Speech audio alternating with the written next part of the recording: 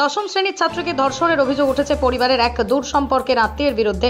শুক্রবার মানিকচক থানায় লিখিত অভিযোগ দায়ের করেছে ছাত্রীর পরিবার।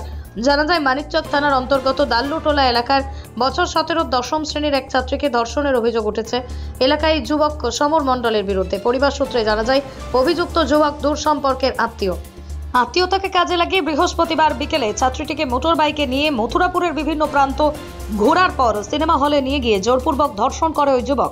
এরপরই ছাত্রী গুরুতর অসুস্থ হয়ে পড়লে তাকে জালালপুর পাল্লু মোড় এলাকায় ফেলে চলে যায় অভিযুক্ত। স্থানীয় মারফত খবর পেয়ে পরিবারের লোকজন নির্যাতিতাকে উদ্ধার করে প্রথমে মানিকচক গ্রামীণ হাসপাতালে এবং পরে মালদা মেডিকেল কলেজ হাসপাতালে ভর্তি করে। বর্তমানে অজ্ঞান অবস্থায় সেখানেই চিকিৎসাধীন ওই নির্যাতিতা। অভিযোগের ভিত্তিতে অভিযুক্তর খোঁজে তদন্ত শুরু করেছে মানিকচক থানার পুলিশ। অভিযুক্তর কঠোর শাস্তির দাবি তুলছেন পরিবারের সদস্যরা।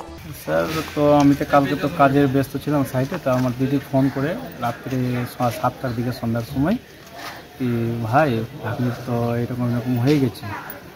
আমি কী হয়েছে বলে, স্যার এরকম মানে ওর ভাসুর, ওর জামাইয়ের ভাসুর ওই আমার ভাগিনীকে কিছু লোক দেখিয়ে মথুরাপুরে পার্কে ঘোরাবার নিয়ে গিয়ে কথা নিয়ে গিয়ে আবার বইমেলার ওইখানে নিয়ে যাওয়ার পর ওইখান থেকে আসার পর মানে কিছু খাইয়ে মিশে ওকে রেপ করে ওই অবস্থায় মানে অজ্ঞান করে রেপ করার পরে অজ্ঞান করার পর রেপ করার পরে এবার ও মেয়েটাকে আবার স্কুটিতে চাপিয়ে নিয়ে আবার পাল্লু মুড়ি গিয়ে মেয়েটাকে রেখে আবার পালিয়ে যায়।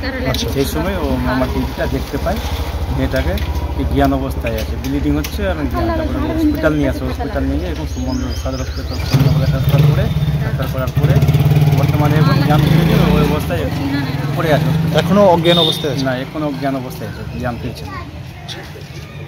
কি ওর সাথে?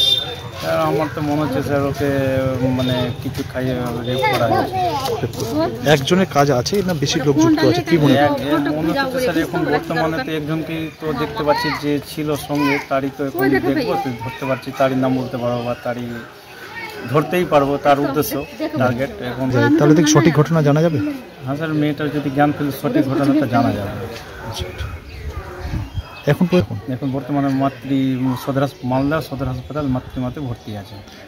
অবস্থা কিরকম রয়েছে? অবস্থা এখন জ্ঞান ফিরছে না। জি হচ্ছেন স্যার, ওনার বিরুদ্ধে তো আমরা তো অভিযোগ করবো অবশ্যই করে যেমনি উপযুক্তভাবে ছেলেটার শাস্তি হোক, কঠোর শাস্তি হোক, যেমনি এই ঘটনাটা যেমনি আর না ঘটে। এরকম ভাবতেও যদি না পারে, যে ভয় পায় যেমনি এরকম যদি না করতে পারে এরকম ঘটনা।